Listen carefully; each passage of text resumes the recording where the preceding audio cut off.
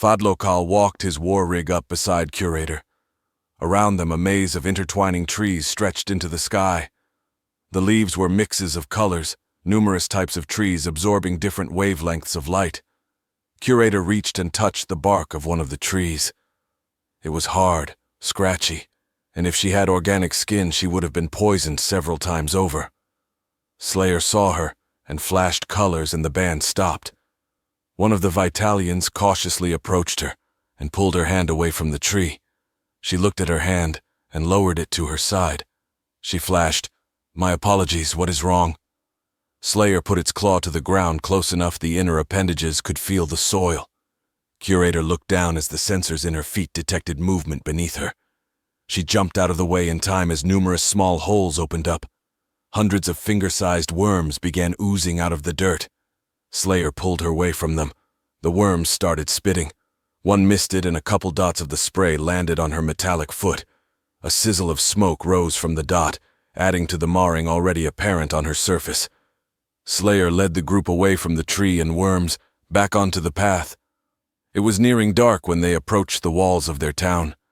The stones stood as tall as the beast they had slain earlier.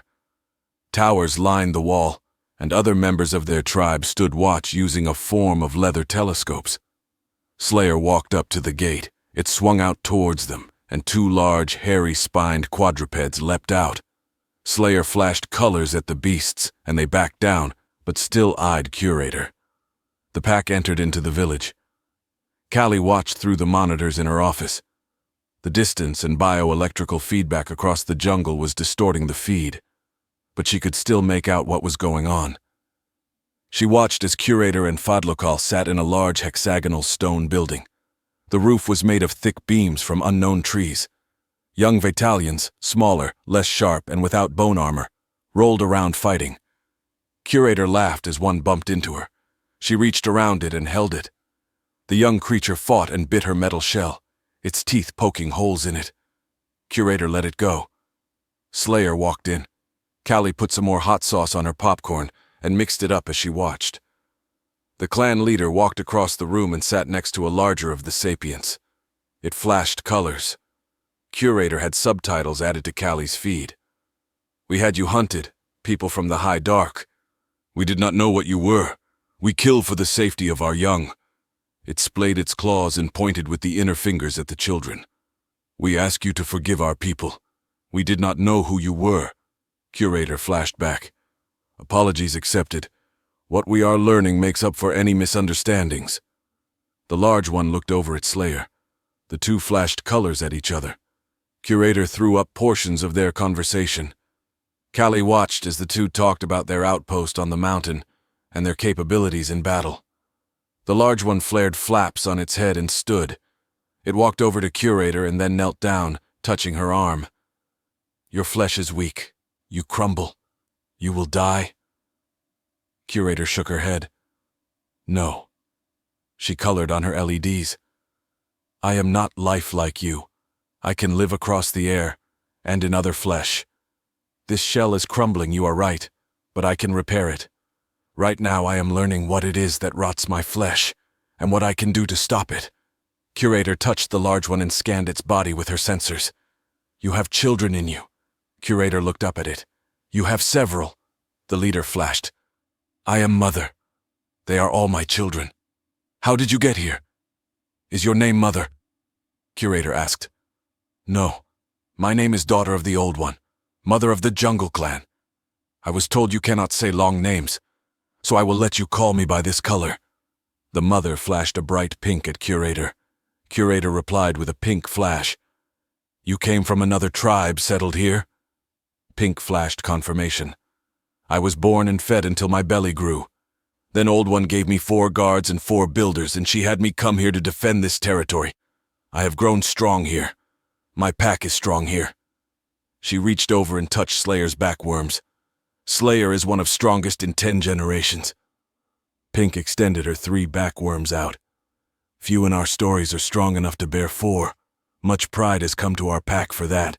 "So you communicate often with the other villages?" "Yes.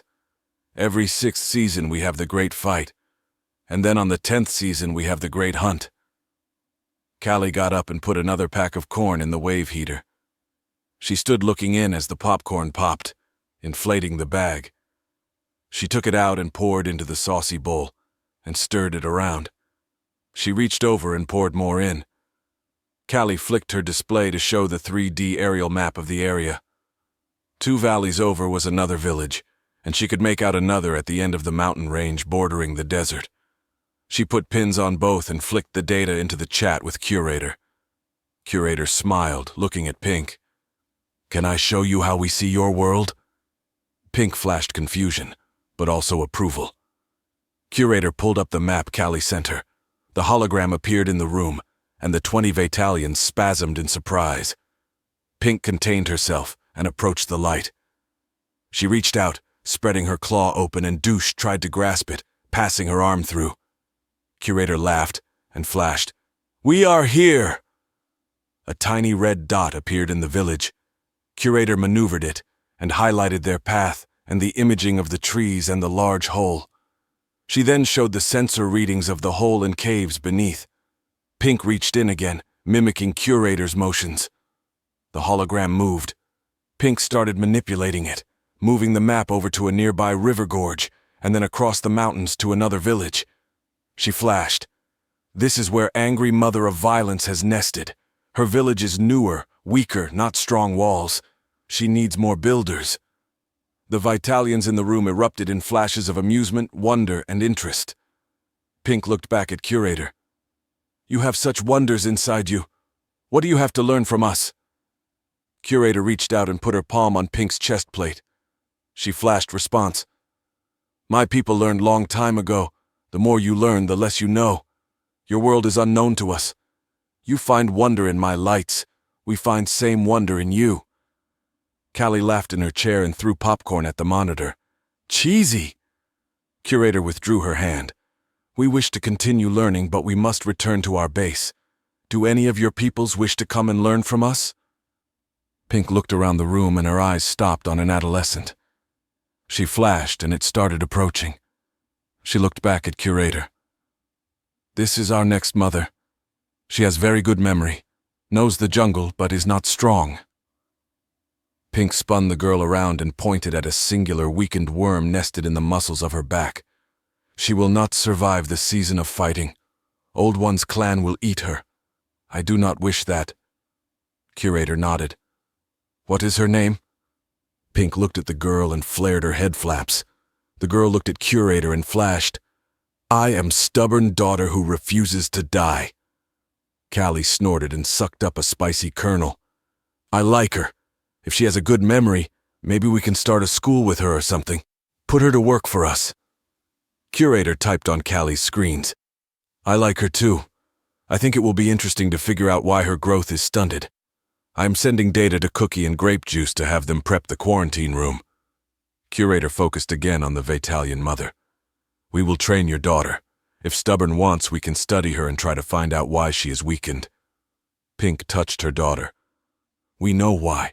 Her spirit was cursed by a winged one. When she was born, one flew in and bit her. Usually that will kill a child, but she lived, albeit stunted." Curator looked Stubborn over, flashing at Pink. "You have encounters with these winged ones often?" Pink flared her head flaps in confirmation. "Then I say we go back to our outpost, I repair this body, and then we try and hunt some of these winged ones. Is that doable?" Pink looked around the room. Several hunters flashed concern. "Winged ones are dangerous. Our greatest threat and why I was given this place. Old One did not think we would survive, but we learned. We watch the sky. We do not approach their nest, though. Too many would die, and the swarm may attack us." Curator ran simulations for a moment, formulating a plan. Then she flashed an idea. "Do you have any dead winged ones, or parts of them?" Pink waved at a builder in the corner of the room. It left and returned with a shell as large as Curator's hand. Pink took it and handed it to the mechanical woman. "This came from the one that bit Stubborn. Can I have this?" Curator looked around the room. "It would help us learn about the winged ones, and maybe come up with a way to help you fight them." Callie, back in her office, watched as flashes of hope spread around the room. Pink leaned forward. "You would help us kill them." Curator nodded. Of course. Pink flared her flaps and flashed. When the light comes again, we will take you back with Stubborn. This is very good for us. Curator smiled. It is a good deal for us too. Slayer, Stubborn, Curator, Fadlokal, and 4 other members of the Vaitalian tribe arrived back at the outpost the next afternoon. Curator escorted Stubborn into one tunnel leading to the quarantine examination room. The biolock doors latched behind them.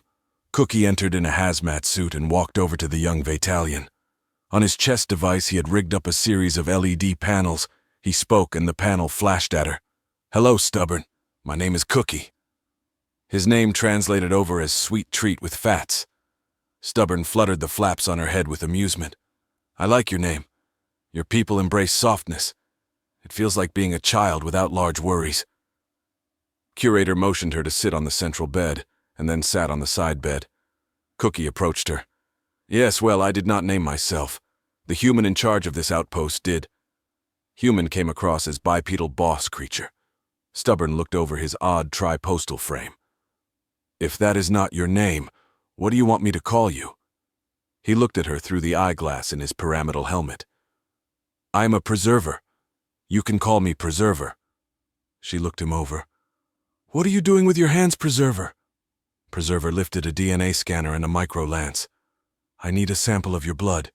It will hurt momentarily. Please do not attack me. What will my blood do for you?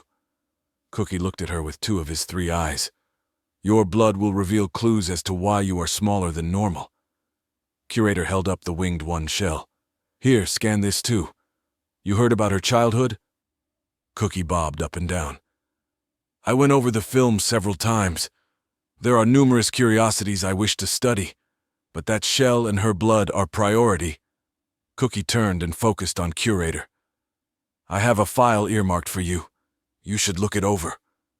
He turned back to Stubborn. As for you, little one. He punctured her arm with the lance and took a drop of her yellow blood into the scanner. Thank you for not ripping me apart. Stubborn watched as he looked at the device.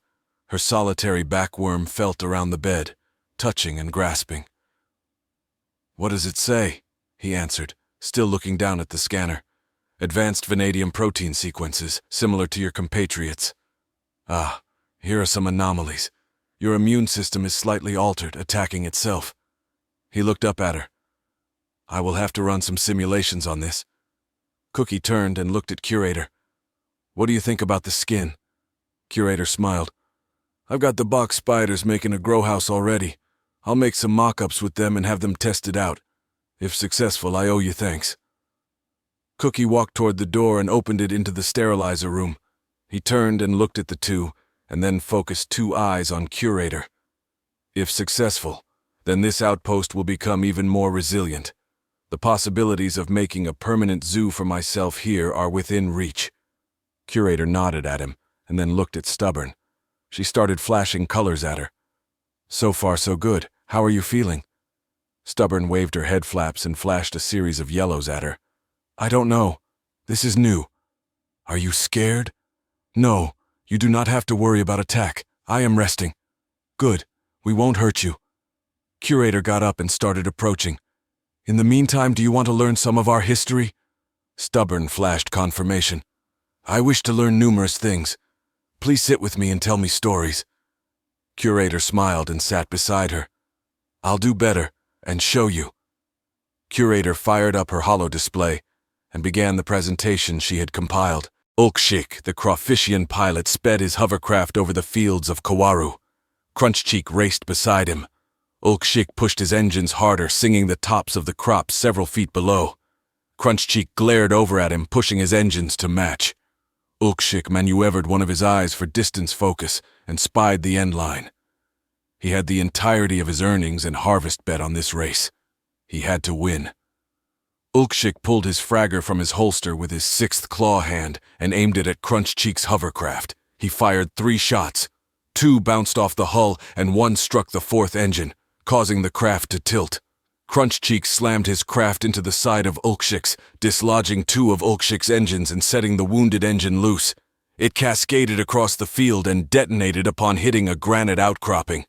Crunchcheek's craft tilted up higher now without the weight of the engine, and started outpacing Ulkshik. The Infinigan racer could see the finish line nearing.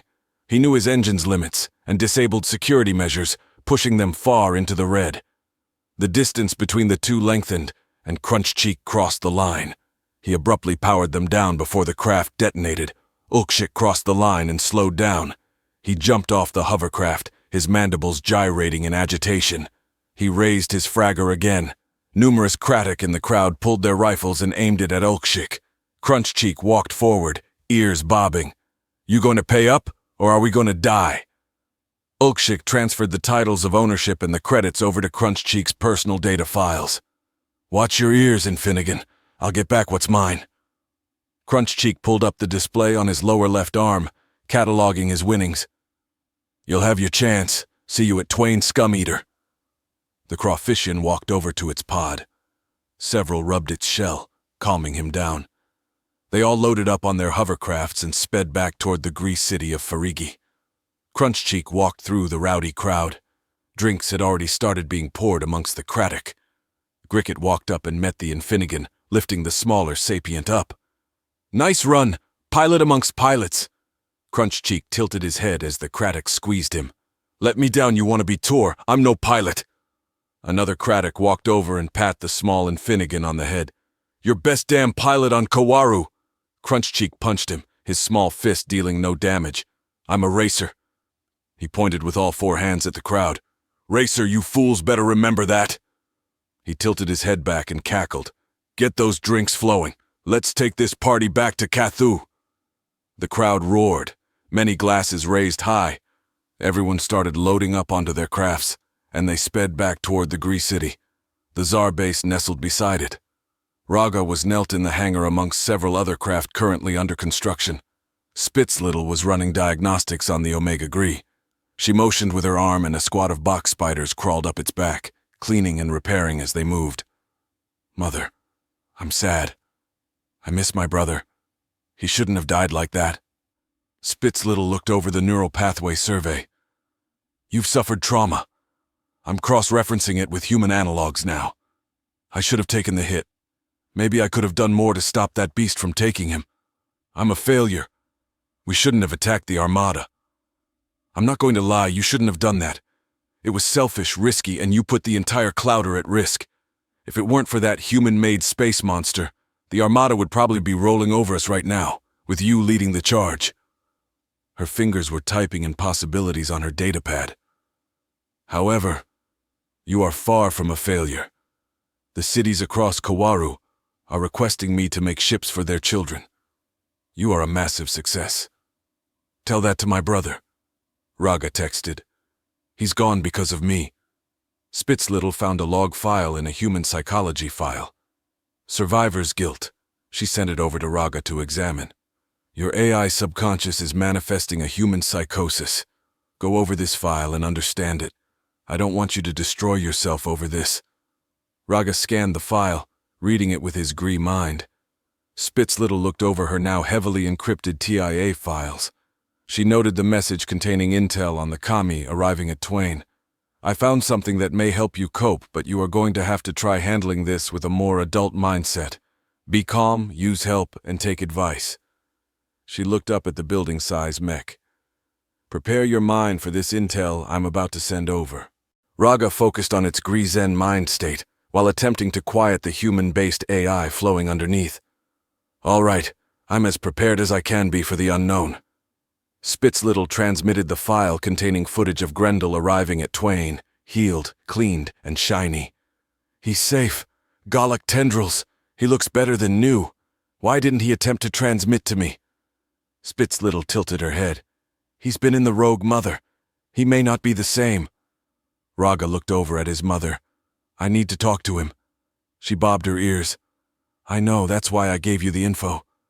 Will you come with me?" "Of course. He needs us," she replied. "Help me do this smart this time." Spitzlittle began sending data mail across Zar. Novacor responded with confirmation, and crews around the sentient outpost began readying themselves for a new mission. She looked up at Raga. "Novacor is going to hold the fort here while we go see to Grendel. We're getting your crew together, and I'm going to ride in your stowage. We'll go together. Raga lowered his massive hand next to her in a human fist bump. She raised her two left hands and matched his gesture. Thank you, Mom. You're welcome, son. Spitzlittle texted back. The Gree of Cathu typed over its display and sent chemical signals out through the network. The city network was listening. My fellows, we have been chased and hunted for too long. This new clouder has proven beneficial to us. They saved this world and protected our little Kawaru. We owe them. The Gree of Farigi replied into the network.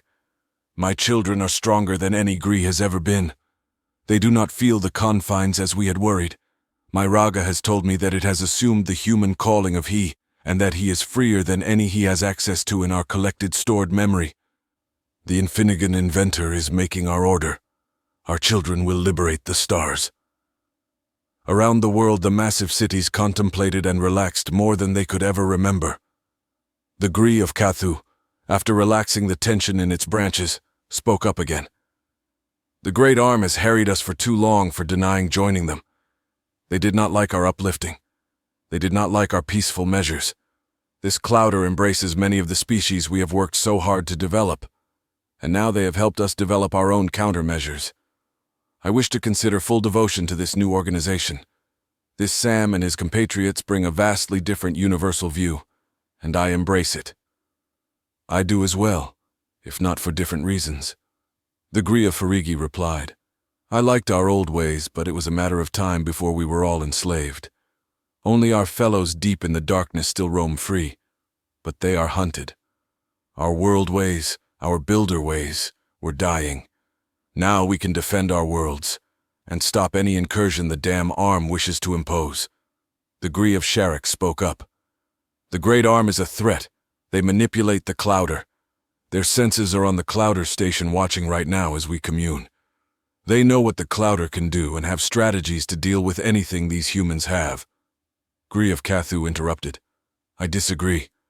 I do not think anyone has strategies to deal with these humans. We summoned one of their demons by accident, a demon capable of devouring all of the Galak if it wanted. And this demon answers to them. It caters and waits on humans. I do not think any species in the Rim knows how to deal with this sapient chaos species, and I love that about them. Chaos species. Aptly defined, fellow. Gree of Farigi said. They alter and change everything they touch, more so than we are capable of. That is why we should be cautious with them. Gree of Sharik continued. Already they have turned your children into inconceivable war machines, and the rest of you are committing your egg pouches to them already. The humans are chaos machines, and chaos breeds destruction. These current boons we have received from them are flukes, and should not be considered the complete data set to base decisions on.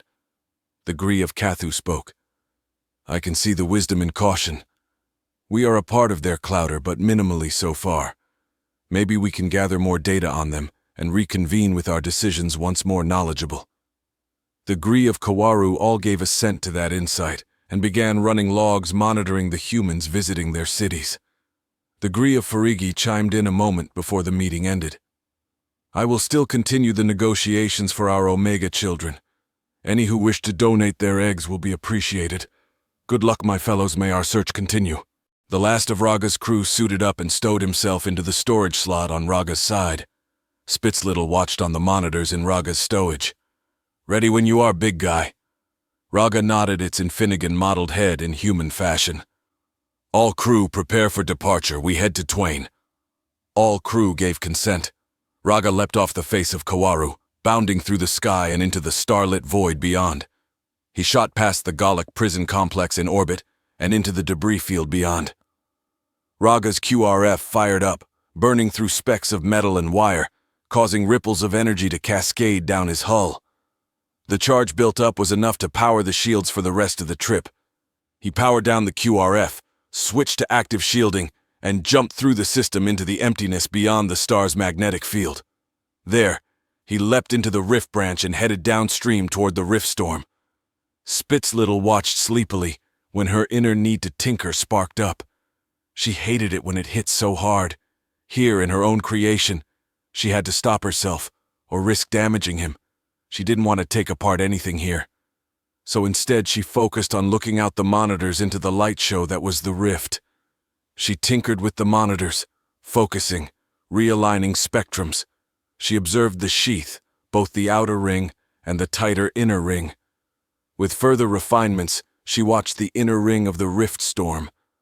She managed to peer into the sheath surrounding the eye of the storm, and caught glimpses, a peculiar darkness hidden within the light.